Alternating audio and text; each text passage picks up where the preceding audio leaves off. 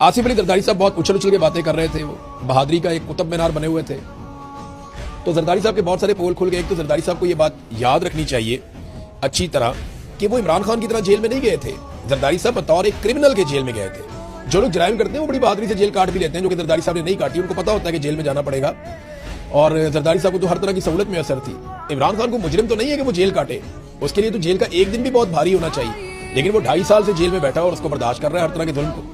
اب یہ عالمی سطح پہ اس طرح کی خبریں چھپی تھی کہ سابق پاکستانی وزیراعظم بینظیر بھٹو اور ان کے شوہر آصف علی زرداری کو سوئس عدالتوں کی جانب سے منی لانڈرنگ اور کک بیکس کی وصولی سے متعلق مقدمات میں سزا ناقابل تردید شواہد پر مبنی ہے، اور سوئٹزرلینڈ کی عدلیہ، حکومت اور پولیس فورس کی دیانتداری کی گواہی دیتی ہے. لو جی یہ خبر ہے کہ زرداری صاحب کو جو سوئس عدالتوں کے اندر سزا ہوئی، سوئٹزرلینڈ کی عدالتوں سے ان کو سزا ہوئی ہے بین الاقوامی سطح پہ زرداری صاحب کو کہ منی لانڈرنگ کی ہے اور جناب رشوت لی ہے، کک بیکس، اور ناقابل تردید شواہد ہیں وہاں پہ.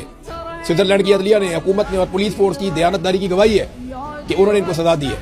اور بینظیر بھٹو اور ان کے شوہر آصف علی زرداری پر جنیوا کی 2 الگ الگ عدالتوں کی طرف سے 2 غیر متعلقہ مقدمات میں فرد جرم سوئس عدلیہ کی دیانتداری اور کارکردگی کی گواہی دیتی ہے.